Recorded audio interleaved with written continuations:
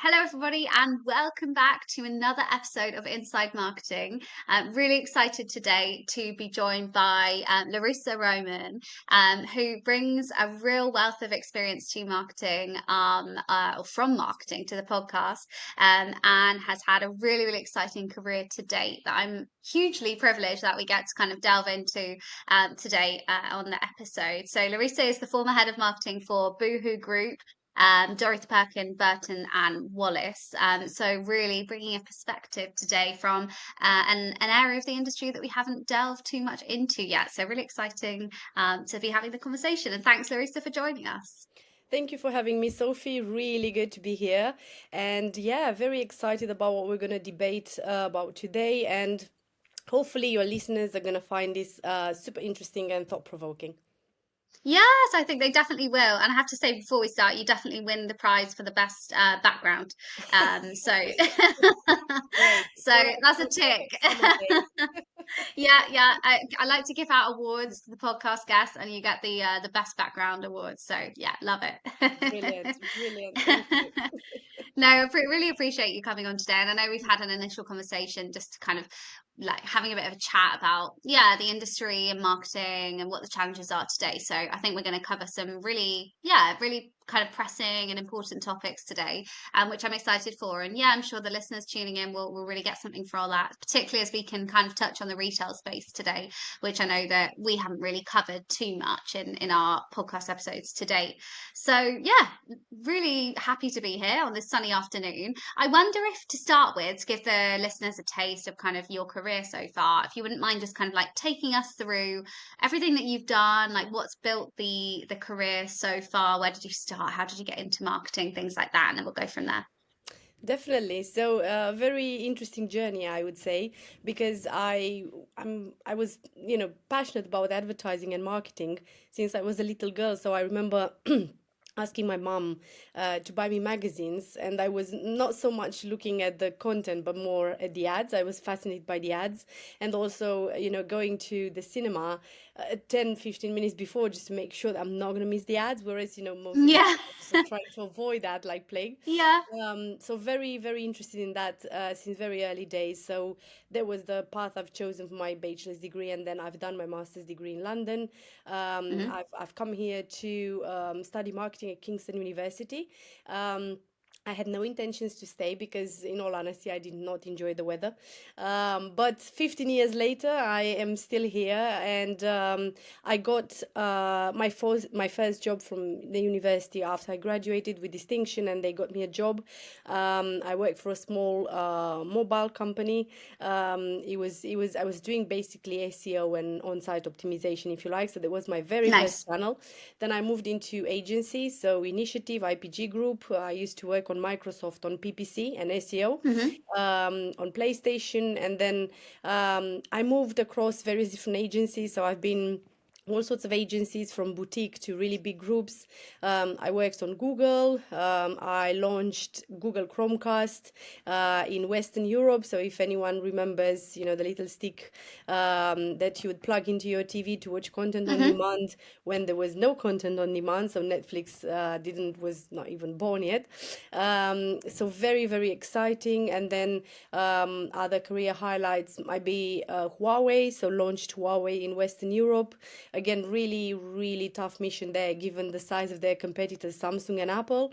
So we had to be Yeah. very clever in terms of the strategy, because we had to basically outsmart them. We couldn't out budget them. So we managed to find that niche audience that didn't like Samsung and didn't like Apple either, but wanted something different, and that was Huawei. So Mm. absolutely fantastic experience there. And then last couple of roles have been on client side, so the full on marketing hat, not just digital, so looking after all channels, from TV, out of home, partnerships, influencers, VIPs, to your paid search, paid social, email, everything. The last one was in gambling, so very, very tough industry. Yeah. And previous one, and current one was with Boohoo Group, head of marketing for Burton Wallis and Dorothy Perkins, as you mentioned. Fast fashion, again, a Yeah. very, very, very competitive and difficult industry to navigate and to be able Mm. to make a difference through marketing. Mm. But yeah, happy to share some insights and some lessons I've learned during our session today. But that's me in a Yeah. nutshell. Absolutely amazing. Yeah. And such a variety there of really huge, well-known sort of global brands.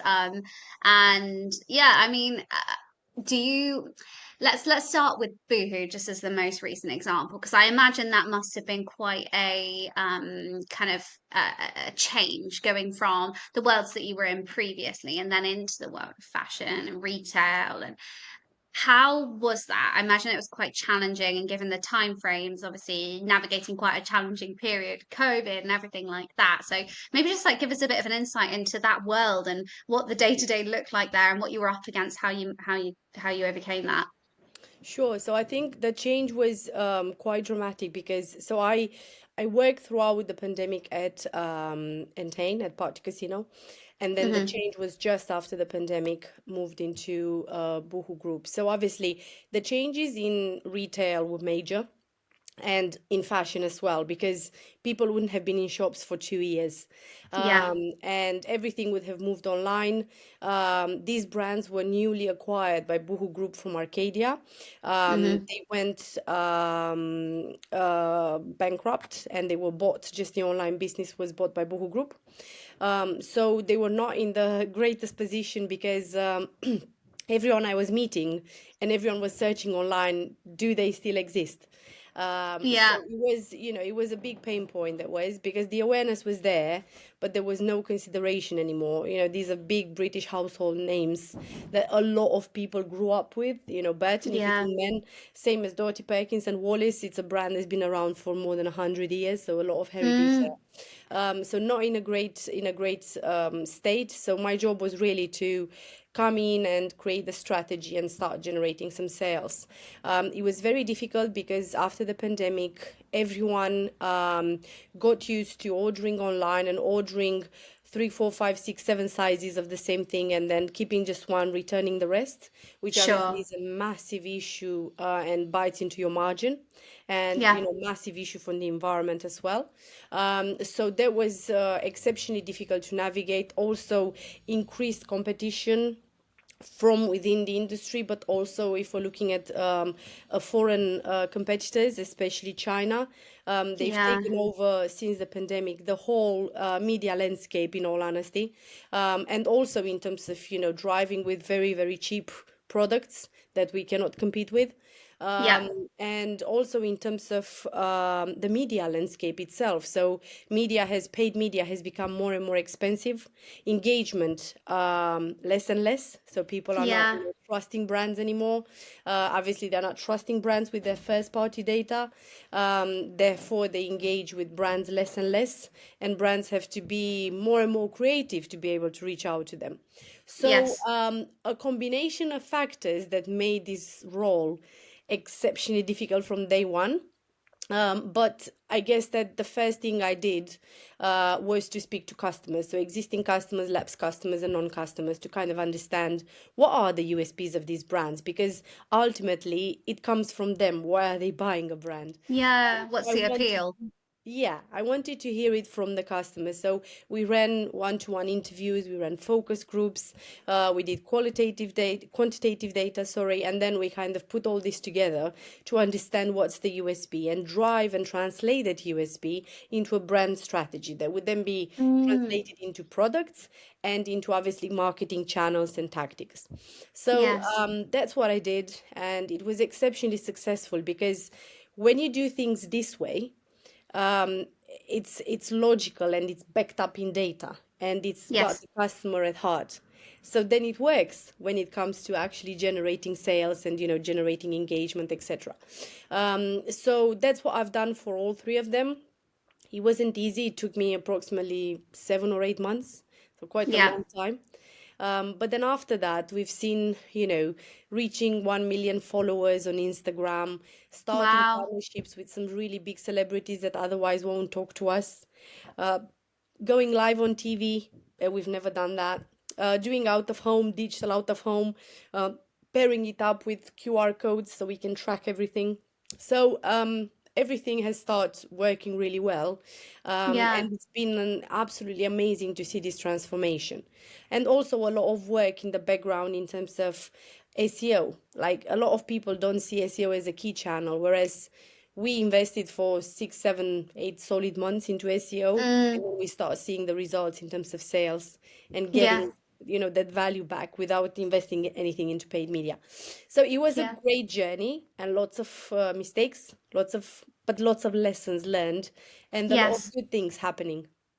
Yes. That sounds amazing. You really kind of brought it back up from the ashes and, a very difficult scenario with all of the economic and kind of societal things that were going on at the time. So yeah, that must feel a huge sense of achievement. But I imagine in that, as you said, it took 7 or 8 months. I imagine that felt quite scary taking on such a huge project because you could and I raise this because I wonder if this is quite a common thing that marketing head of marketing face in that you see a vision, you know that at the end of this 8 months you're going to have the keys to success for the brands, but throughout it's almost like we've got to earn our seat at the table or kind of convince and persuade that this approach is going to return what we want it to return, and you have confidence that it will because you've got the experience and you see the plan. But it's sometimes quite hard, and I think people can suffer quite a lot with like imposter syndrome and doubting their own strategies and things like that because, well, hang on, a lot of people are doubting what I'm doing here, maybe it's not the right approach, and then maybe we go a little bit too cautious with what we're doing, and then ultimately we don't get the reward that we were aiming for at the beginning. I wonder if any of that resonates. I know it's similar to kind of a situation that we've had before on the podcast where people are a little bit scared to go it alone, basically. Yeah, 100%. So I think everything resonates. Yeah. And not just in this role, but in the previous ones as well. So especially the imposter syndrome, I think that's the one where I struggle most with, because in perhaps less in this role, because I've grown to be confident and to understand that I'm good at what I'm doing, and I'll always ask for honest feedback.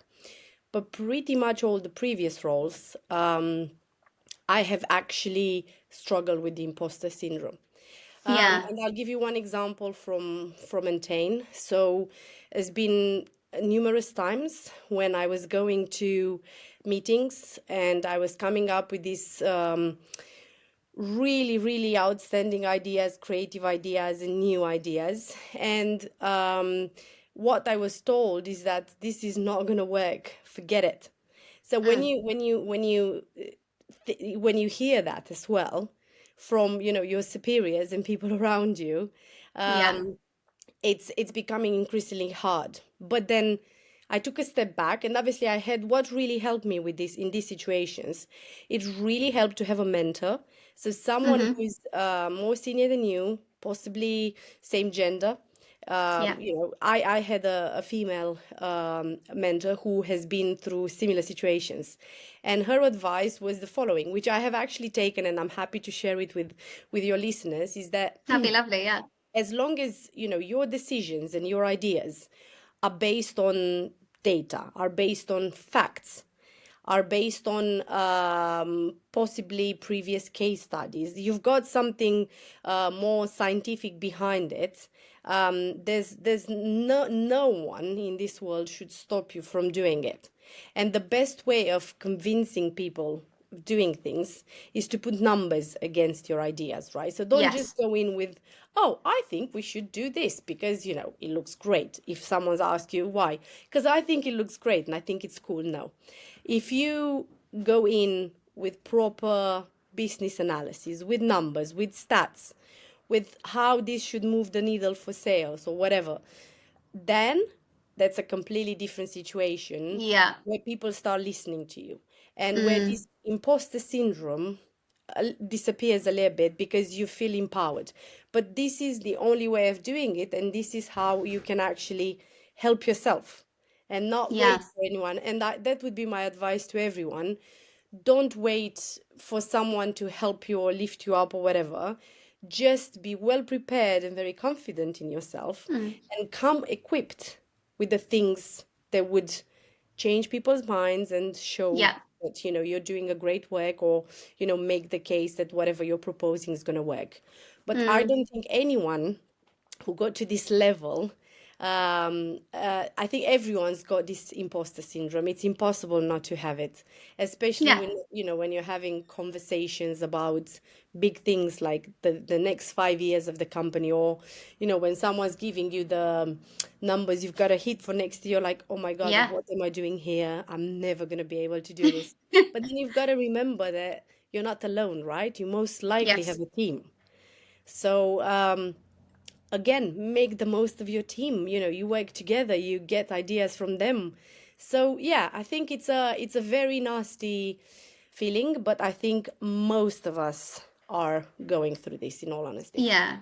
And I think that's, thank you very much for sharing that. And I think that's great advice. And, you know, I don't disagree with you. I think the head of marketing position, marketing directors, it's often very much you at the top. You have a lot of pressure and responsibility put on you. And it's a very sort of creative, visionary role where, you do get a lot of, not necessarily criticism, but there everyone likes challenge marketing, right? And I think that that means that we have to develop to be quite robust and, like you say, be able to defend and justify our ideas and the reasons why we want to build a strategy in a certain way. And like, I like that idea of coming with your toolkit to a meeting, the toolkit of evidence, the toolkit of data as to why, and then you can't really go too far wrong, because if the data says, yeah, do that, then I think we should probably do that.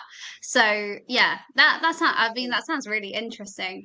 And I guess in your role in Boohoo, did you have anything in particular that you kind of implemented that you feel was like really stand out for you? I like to kind of get into, every head of marketing has their own kind of approach, and maybe there was something you did with your team, or there was a mindset shift that you tried to kind of implement. Was there anything that was kind of a bit of a sprinkle of stardust when you were working in Boohoo for your team? Yeah, so I think I could talk about a couple of things. I think the first one would be around the strategy itself. So once we Hmm. had a strategy in place for each of these brands, everything changed. So all of a Yeah. sudden, all of us, we were pulling in the same direction, and we had the same vision and mission. And if anyone from any other department or any other brand would come and ask any of my team members, what are you trying to do here? Well, we're trying to be inclusive for Dorothy Perkins, let's say, because that was Yeah. the strategy was about inclusivity. And we're trying to be relevant for each woman, or for Wallace, just drive that heritage forward for ladies over 50, etc., etc. So once we've done that, we've glued together and we've worked together much better. And everyone was coming up with these amazing ideas and tactics and things to bring this to life. And we Hmm. even managed to change the product itself, which is incredible. Mm. Mm. Because before we would have, sizes up to 16, let's say. Mm. Now we have 24, up to Yeah. 24 and down to 6, petite and tall and in between. So I think it's made an absolutely huge business difference to the business itself, not just to the Mm. marketing team. And all of a sudden, the whole mood and the whole, as I say, drive of the team has changed, because we had this one shared strategy that everyone was aware and working towards, from the most senior to the most junior person in the team. And then which was absolutely wonderful. And then secondly, I think I've introduced in the team a much more flexible approach. So a lot of them were interested in other channels. So we were split by specialists, and quite a few people in the team were in, let's say, someone working in social wanted to do something in email, or in SEO, or in partnerships, or Yeah. whatever. And before that, they were very strict sticking to their jobs. Whereas, after I start talking to them and understanding what motivates them, it became clear that some of them wanted to move sideways. And I was really open to that. And all of them moved, and they were a lot happier, and they were doing much better jobs. and Yeah. enabled us to, get much better what we were doing and get much happier people. Because when you have a happy team, you're going to have an extraordinary marketing output, because Yes. they love what they are doing, and they're coming up with like really really good ideas, um, and they're productive, and it's brilliant. So I Yeah. think that this sort of attitude is like, be open and listen to your team, listen to people, understand what motivates them. Because someone might have been in paid social for 10 years and they're fed up with it, but they're just shy to tell you this. Yes. And they're just gonna carry on doing it, not with great enthusiasm, but they're just gonna carry on doing it, and they're not gonna be at their best. Whereas if Yeah. they would have moved to a different channel, they would have given much better results. So yeah. Yeah, that's so interesting. Wow. And I think that cross-pollination across the different channels as well is only going to benefit the marketing output, as you said, because then, social spot a great idea that email have just thought of and they're implementing. How can we create a version of that for our channel? Whereas I think one of the big pitfalls you can get into, and maybe even as a marketing team gets bigger and bigger in a bigger organization, it can, I guess there's a real risk there of everything becoming quite siloed and becoming quite disconnected, and that there's almost like a separate strategy per channel, but they don't really speak to each other. I guess that's the head of's job then. But then that becomes, if you're the only one doing the connecting between the departments and the departments aren't speaking to each other themselves, then that becomes a much more of an uphill struggle. So, yeah, did you find that they were sharing ideas and that everything just became more joined up as a strategy? Yeah, 100%. And that's exactly it. They were disconnected. They would not talk Mm, to each other. And each one of them yeah, would do their own little thing there that didn't yeah, make any sense. It was like yeah. an island within an island within an island. Yes, yeah. And I guess from a creative point of view as well, the more brains you have to share ideas, the better the output's going to be. And I think that can be, again, another challenge of working in marketing is that creativity isn't something that you can get on command, on demand, on tap. Some days it's better, some days that you mentioned happiness there. There's lots of different theories as to what creates creativity. And I think just enabling as many as possible ideas to be flowing amongst the team is only going to be beneficial. And not all ideas are good ideas, but a not so good idea creates the spark for the eventual great idea. So yeah, lovely to have that like sharing idea within the team. It sounds like you had quite a big team and quite a buzz there and quite a fun industry for everyone to be working in, and probably a lot of mix of experience. So yeah, how did you find that being head of like such a big department? I guess you'd had experience of that, but Yeah, I guess that the previous role was as well really big. So past two roles were very big teams, mhm, 20 plus individuals, not all of them yeah, reporting into me. But it is very hard because when you inherit such teams, you're inevitably gonna inherit tensions, not just yes, happiness. As you say, different characters, different teams, different ways of working. And at Entain in particular, I inherited a team that was constantly fighting, which is like a nightmare, and yeah, a head of worst nightmare. And you've got to deal with conflict in a very diplomatic way, and not and be very objective, and be very very careful how you pick your words and how you give your examples, and how you come to a solution, mm, to make everyone happy, because at the end of the day everyone needs to be happy. Or if someone doesn't really really fit, then you've got to make the right decision to let that person go. So yeah, I think it's years and years of experience, but I think I have been blessed with quite a lot of difficult situations throughout my career that actually genuinely helped. yes, When you're in a difficult situation, you feel like, oh wow, why do I have to go through this? Like, I hate it. mm, Why can't I just have, nice, easy team, nice, easy life, and that's it? But then actually looking back at it, you're like, actually, that really helped me. I've learned so much from that situation. yes, I've made mistakes, and that's great because I've learned from them, and I'm not going to repeat that next time. So, yes, it is a bit nerve-wracking. So I remember the first meeting as head of marketing at Boohoo Group, with all of them around the table and obviously on screen as well. And I felt really intimidated because there were a lot of people, and it's like, wow, yeah, people, report into me and they look up to me. and they are waiting for me to tell them what to do next. Yes. When times are not very happy, and yeah, so it was very intimidating, to our point Mm, earlier about if there were any situations, very yeah. intimidating, and had a moment of like, wow, am I gonna be able to do this? Like, am I Mm, really gonna be able mm, to do this? It feels really mm. nerve-wracking, but Yeah. yeah, fortunately, as I said, I think it really helped to understand people and communicating and taking the time, no matter how busy you are, because I was in back-to-back meetings, but every time someone would message me and say, could we have a little chat? I would never say, no, sorry, I've got a meeting, or I'm booked out for the rest of the day, or I'm booked out for the rest of the week. Never. I would Yeah. say, okay, let me look at the diary. I can see I've got meetings for the rest of the day, but let me see what I can move around. But please, you need to be flexible to work with me on when I've gotten available.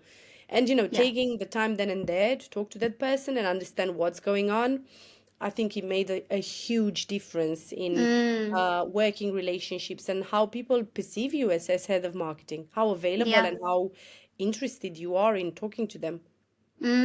Yeah, that's really interesting. Yeah. And I think that I mean, we're also connected now, aren't we, with the way that we work, but it can be easy to not make the time. And in reality, their roadmap to success is within your brain. As the head of marketing, you carry that around and you instill that into them and you will collaboratively come up with that. But ultimately, if you let things go for too long where people have questions or concerns or worries, it builds, it builds, it builds. And then, productivity goes down and frustration increases and that's no good. So yeah, I think that's a basic human thing, isn't it? But it's something that's so easy to get wrong, I think, in team culture when things are busy. So yeah, I wonder, I mean, how did you go about, I can imagine the scene and I think it's something that all heads of marketing and marketing directors must encounter because you do inherit a team and you inherit a team that has a way of working, has different kind of personalities and things like that. Did you just get buy-in through kind of leading with like passion and open communication and things like that? I wonder if there was anything else that led you to have such a successful department. So I guess first of all, I wanted for them to know, for all of them, that I want them to be actively involved in decision making. Mm-hmm. So the whole strategy before I went ahead and presented it to the board members and the founders and everyone senior, I showed it to them, to the team.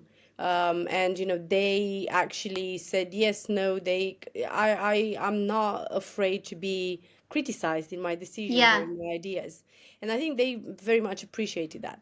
I was also very clear from the beginning that I'm very open and honest, and they can come to me and talk to me about anything, pleasant or unpleasant. But I just want that honesty. And, I'm going to be brutally honest if they've done something wrong. I'm not going to try to coat it. Um, so, a set of rules from the beginning, I think really, really helped. Yes.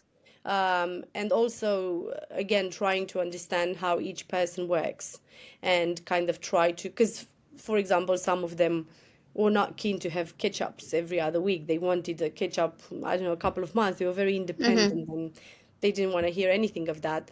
Other ones were very needy and they needed catch-up every week. Yeah. So everyone is different, and as long as you understand that, and back to my point, you understand their needs as individuals and professionals, I think that's going to lead you to great success. And then leading by example. So I think that you shouldn't be a manager, you should be a leader, right? And the Yes. best way of being a leader is by leading. Showing them how you act when your superiors are telling you that you haven't done something well, Yeah. or acting when your superiors are telling your team that they are not good enough, standing up for them. Or do you see what I mean? Like this, how you Yes. interact with your peers and things like that. So leading by example very, very much helped, I would say. Yeah. Um, and also being very clear about objectives. Yeah. So this is what you need to achieve, smart objectives, right, in this time frame. By doing this and that, we're going to check in X amount of time if you haven't achieved them, why, and then looking at possible ways of helping. So being very, very clear and honest and open and having this culture where everyone can be criticized no matter how senior they are. And people Yes. not being afraid to do that, but also come and contribute, as I mentioned, with ideas and all working together towards the same goal. Yeah. Yeah, it's really inspiring to hear you talk about that. And I think that anybody who maybe is new or first time into a head of marketing role, like I think that all the things you mentioned there, communication, openness, and willingness to receive feedback, criticism, new ideas, challenging, that's all so important. Otherwise, a silent marketing department is no useful marketing department at all. So yeah, so fascinating, and I can visualize the world, and it must have been such a buzz to get the rewards off all of those kind of strategies that you put in place and really turn it around for all the brands. So yeah, huge kudos to you for that. Sounds like a really exciting thing. Thank you. I wonder if on kind of maybe switching to talk more about marketing more generally and kind of the marketplace as it stands at the moment. I wonder what you perceive to be are sort of the big challenges nowadays for marketing and maybe people in a senior marketing position or just generally in the industry. And I suppose that could be either in any of the industries you've worked in or just generally. I guess, what do you think marketers are up against and what's the fiercest opposition, if you like?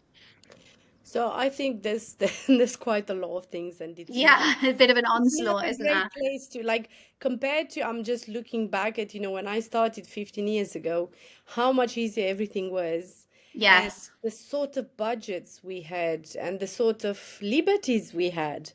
It was wow. I'm not saying it was better then. I'm just saying it was a lot easier.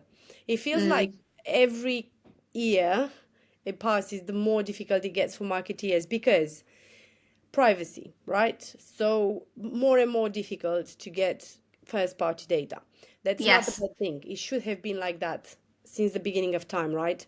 It should have been a value exchange, right? You're giving me Mm, your first party data, I give you something back. So I'm not criticizing this by all means.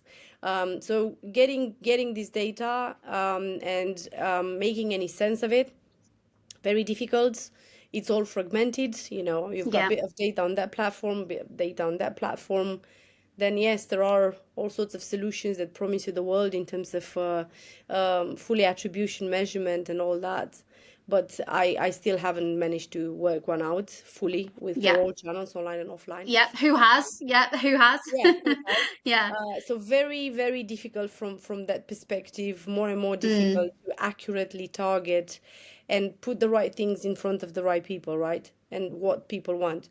Then the second thing would be around, eroded image of marketing and advertising, right? So yeah. throughout the years, we are the black sheep in the room. I go to parties and people ask me, what do you do for a living? And I said marketing. Like, ooh, those people who Yeah. steal your data, or put that crappy ads in front of me that follow me or who used to follow me everywhere, or I'm like, oh yeah, well, not me, but there you go. That's our reputation as marketeers. Yes, it is. It's So difficult, isn't bad, it?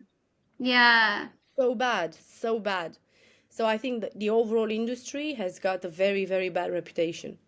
Then moving on to the sort of paid media, as I mentioned, exceptionally expensive. So it's tripled, it quadrupled the cost of paid media in the past 5, 6 Mm, years. It's insane, and that happened whilst marketing budgets being cut. yes. Yeah. So Yeah. fatal combination. Yes. But you are asked to do more. Yes. Yes. So Exactly. you've It's got the less, impossible cost challenge. more. Yeah, Yeah. but you have to deliver more. So, yeah, as I'm saying, an absolute fatal combination of circumstances.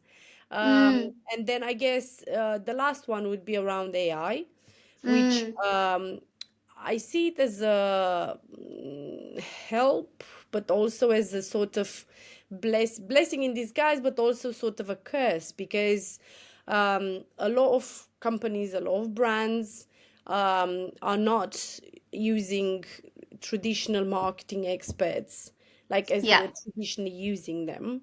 And a lot of people have been made redundant because of that, and they will be made redundant in the future because of that. There's this automation across all platforms. Let the algorithm do the thing. It's like, yeah, sure, but at the same time, I wanna look at the numbers myself. I wanna input things myself. I want the Yeah. people in my team who are in charge of that channel to be able to make a decision if it's good or bad or change that. Or Mm. whereas the platforms are all pushing, let the algorithm do it. Like, Yeah. well, then I don't need anyone else, right? Like, I just need the platforms and I can work with them directly, and then I might as well fire my whole team. So it's a very difficult situation where, as I mentioned, a lot of the traditional side of things has been replaced by automation and AI, especially Mm. in media optimization. So how you buy Yeah. it, how you optimize it, which used to take a lot of time and a lot of labor. I'm not necessarily saying it's a bad thing if companies would still keep their staff and get them to focus on other areas, Yes. creative, strategic, come up with other better things. But from what I've heard, most of them are actually letting people go, and that's where it's becoming really sad and a Yeah. threat to the marketing function from Yeah. AI.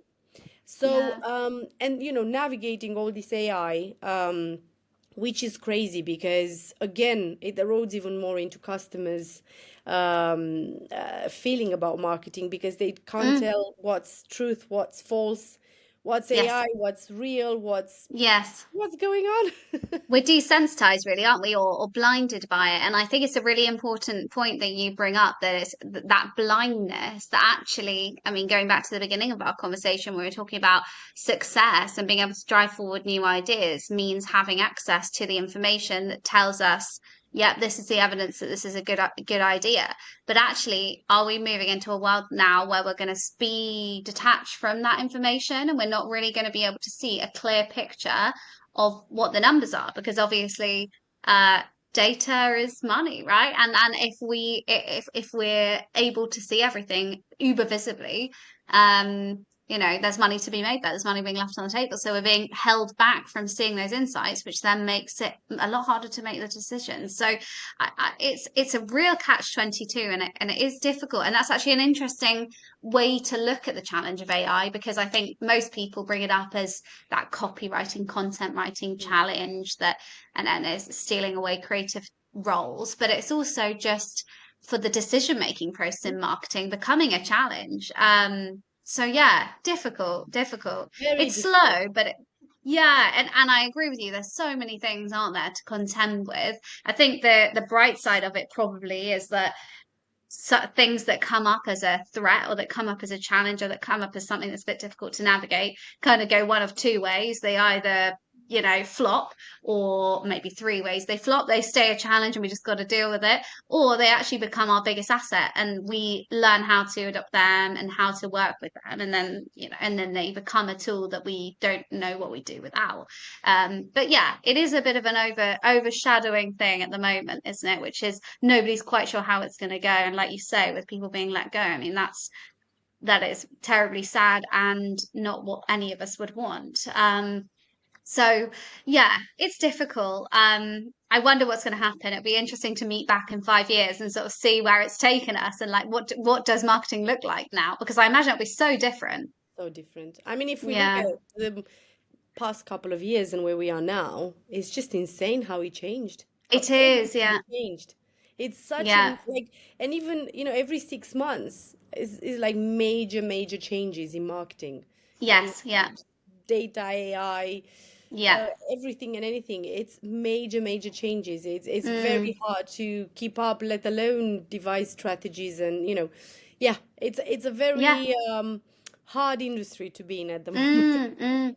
And when you manage such a big team as well, when you're just a one man band, or you're sort of one woman band, and when you're just trying to adopt something in a small team, arguably that's okay, pretty mobile. But when you're such a huge team, to work out how this is going to be applied to all the different variations of your strategy down through the channels, like, that's such a task. It's a big sigh whenever there's something new to implement. It's like, it will be great, but it's going to be a lot lot of work to get it implemented. So Yeah, I think yeah, it was indeed, as I said, when I started it, I was like baby steps. You've got to look at it at baby steps and not at the final. So you've got to look at it as a journey and enjoy the journey rather than yeah, look at the final result, because it's scary and overwhelming.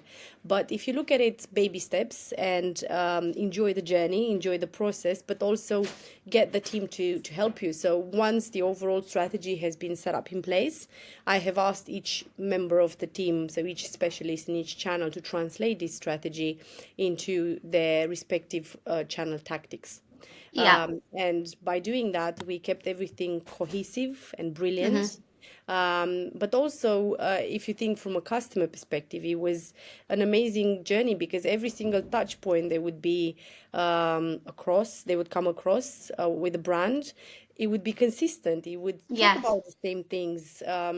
Have similar creatives, similar tone of voice, and that was a wonderful customer experience.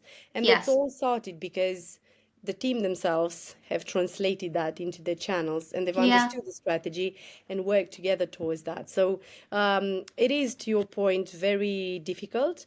But if you've got Mm. everyone on board, and then if you've got everyone working together, and you see it as baby steps, and as I say, enjoy the journey rather than the final Yes. point, it's becoming a lot more bearable and a lot more enjoyable as well. Yeah, yeah. I love the emphasis that you put on teamwork and everyone kind of having that agency to drive things, share ideas, and craft the strategy that they're going to be working on and rolling out themselves. I mean, that's so empowering and really is, I imagine, fast tracking those individuals to learn very quickly because they're able to do so much. Yes, probably make mistakes, but like you mentioned at the beginning, they're only giving them compound interest by teaching them lessons very quickly and at a fast pace, and that's a fantastic opportunity. And I think if you're held back in a marketing role, that can be frustrating because you feel like you can do more, but you also just want to experience it and you want to experience the highs and lows and learn from that. So yeah, it sounds like everyone in your team has a really good experience. So very positive and inspiring. We have come almost to the end of the time. It's been absolutely fascinating. I feel like I've been Nice. sat in with you in your meeting room and understanding the strategy and everything like that. Just to finish off, I mean, maybe do you want to just give a flavour of what's kind of coming up on the horizon for you? So, what are you focusing on next few months, rest of the year, things like that? It'd be great to know. Yeah, so I've actually wrote a book. So Yes. I am trying to promote that as much as I can. So it's about brand Mm-hmm. purpose. It's called A Brand Purpose, Less Unicorn, More Zebra. That's something really I wanted to raise awareness about, because brands can be very successful and make a lot of money whilst doing something good for the society as well and giving back. Mm, So that's the premises of the book, and I'm trying to raise awareness about this amongst both marketeers and consumers by giving examples of good brands and bad brands, but also creating a framework around how can you create a purpose if you start up your mm, own business, and how can you reinstall it if you've got a business that's 100 years old like Wallace. yes. So definitely trying to work on that, promoting that, and pushing that, because I think it's a great resource for marketeers and customers at the same time. And just very, very fresh in terms of what I'm up to is I'm trying to launch my own brand. So I'm Oh, putting all my wow. yeah, putting all my effort and my resources and my brain and everything I have to launch my own brand, which is a huge, huge task, and very nerve-wracking. So versus what you said about all the previous experiences, I think Yeah, this one is by far the most nerve-wracking one. yeah, But we will see, because I made a decision that if I don't do it now, I will forever wonder how would have been if I would have yeah, launched a brand, and I yeah, can't live with that. So I yeah, would live with the risk and the failure if that's the case, but I can't live with the question. yeah. So yeah, that's where I'm at. Very exciting, but very, very That's frightening as yeah, well. that's so exciting, both for the brand and I mean, huge good luck for that. Thank you. Based on our conversation, I imagine it's going to be hugely successful, just with all I the hope so. positivity and all the lessons that you've learned. You know, I imagine that that will. So we'll hopefully see that on the horizon soon.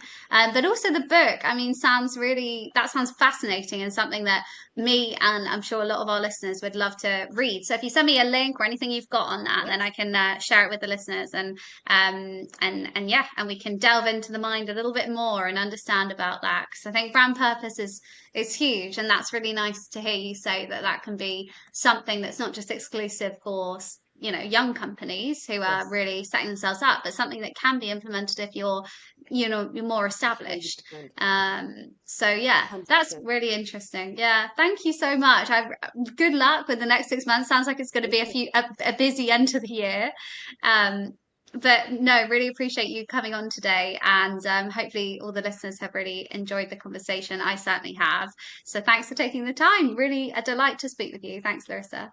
Thank you so much for having me, Sophie. And yeah, I hope I've shared some valuable lessons.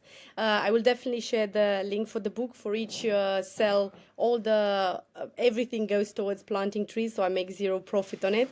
And for the brand, fingers crossed. We will see. Yeah, But thank fingers you for crossed. having me. Yeah, no problem at all. Have a lovely evening. Speak soon. You too. Bye. Bye.